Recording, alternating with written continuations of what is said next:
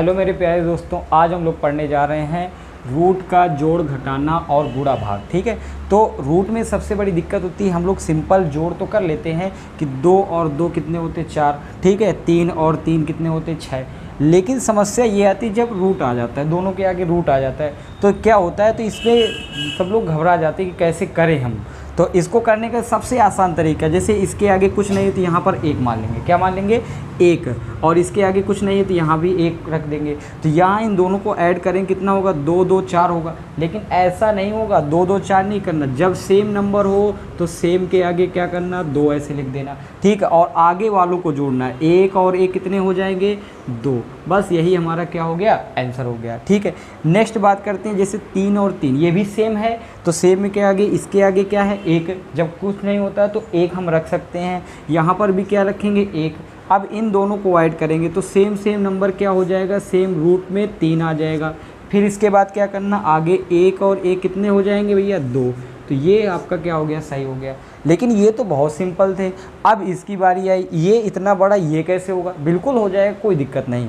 करना क्या है, ये 11 है और यहाँ पर भी रूट 11 है। बस आपको ये देखना है कि लास्ट वाला जो है ना, जैसे x नहीं मिलता है, अगर हम लिख देते हैं 5x + 2x, तो दोनों के पीछे x मिलता है तो हम लिख देते हैं 7x। उसी तरह इसको भी रूट को देखना है। अगर जब तक ले रूट समान नहीं होंगे, सेम नहीं होंगे, तब तक जोड़, घटाना, गुणा, भाग नहीं हो पाएगा। ठीक है, तो हम करते क्या है, जैसे √7 और यहाँ पर 1, तो यहाँ पर 1 रख देते हैं। 1 और 7 मिलकर के कितना बनाएगा? तो ये हो जाएगा 8 √11। ठीक है, 8 √11 हो गया। अब बात आती इसकी, तो इसमें क्या करेंगे? ये भी 3 है और ये भी 3 है, इसके आगे 1 रख देंगे तो 5 और 1 मिलकर के कितना हो जाएगा? 6।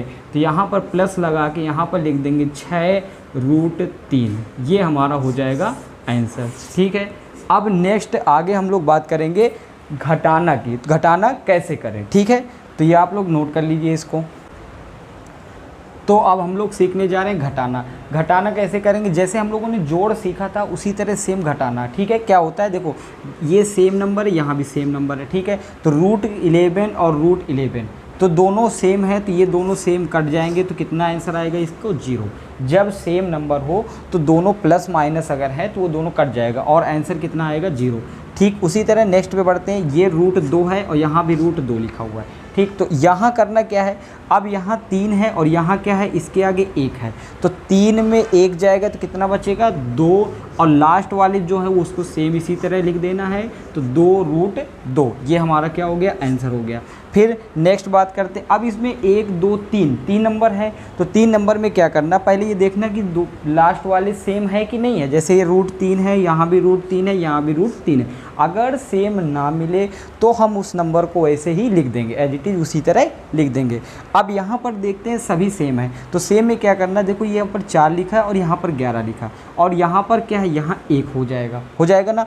और इन दोनों में क्या है? माइनस है, तो हम एक काम करते हैं, पहले माइनस वालों को ऐड कर लेते हैं। माइनस माइनस जुड़ जाते हैं ना, और चिन्ह किसका होता है? माइनस का लगता है। तो यहाँ पर लिख देंगे 4 √3 माइनस 11 और 1 कितना हो जाएगा? 12 √3। ठीक है, अब इन दोनों को सॉल्व करना आसान हो गया। अब 12 में अगर 4 घटाएंगे तो कितना आएगा भाई? 8 आएगा। क्या आएगा? 8 आएगा। और यहाँ पर √3, लेकिन अभी ये आंसर नहीं हुआ। आंसर क्या होगा? क्योंकि ये माइनस की संख्या बड़ी है तो यहाँ पर किसका चिन्ह लगेगा? माइनस का चिन्ह आ जाएगा। तो ये हमारा क्या हो गया? Right answer 8 √3। ये हमारा क्या हो गया? राइट आंसर हो जाएगा। अब इसी तरह घटाना हो गया। अब हम बात करेंगे गुणा की। गुणा कैसे किया जाएगा? ठीक है, तो अब हम लोग सीखने जा रहे हैं गुणा। जैसे हम लोगों ने जोड़, घटाना, अब इसके बाद क्रम से आता है हमारा गुणा। तो गुणा कैसे करेंगे? सेम, बहुत ही, ये भी बहुत ही सिंपल है। करना क्या है, यहाँ पर अगर ये दोनों सेम है तो क्या करना है? यहाँ पर अब रूट है, रूट से क्या हो जाएगा? रूट ऊपर आ जाता है। ठीक है, अब यहाँ करेंगे 7 7 जो कितना होता है? 49 होता है, या 7 7 कितना होता है? 49।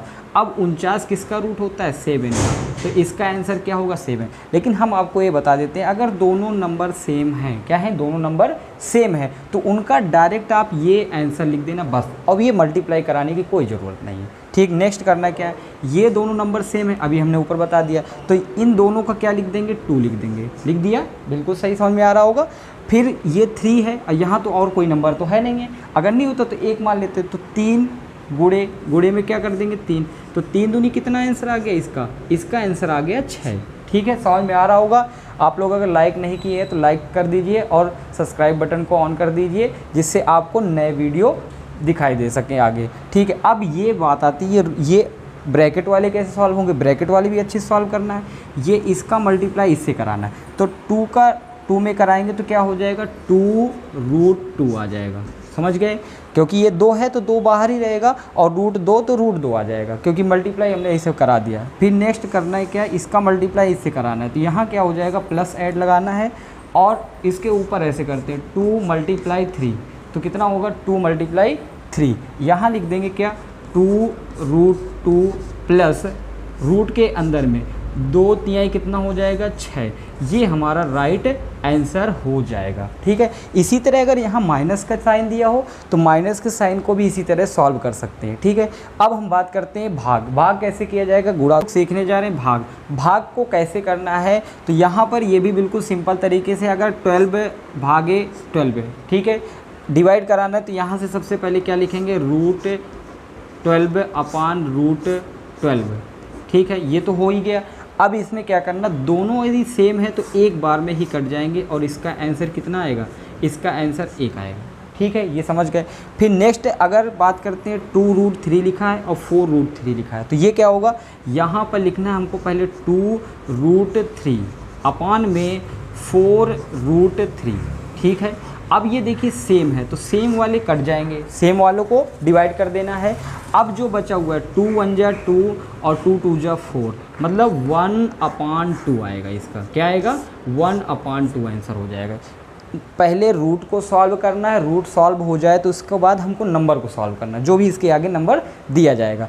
अब जैसे इसको सॉल्व करना है, तो इसको सबसे पहले हम लिखेंगे क्या, 25/√7 अपान में 5√7। ठीक है, तो √7 से √7 क्या हो गया, डिवाइड हो गया।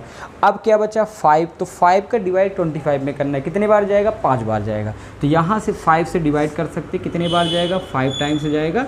ये हमारा क्या हो गया, राइट आंसर हो गया। ठीक है, तो आप लोग को ये वीडियो पसंद आया होगा, और अगर पसंद आया हो तो अपने फ्रेंड को शेयर करें और लाइक सब्सक्राइब करें। Thank you.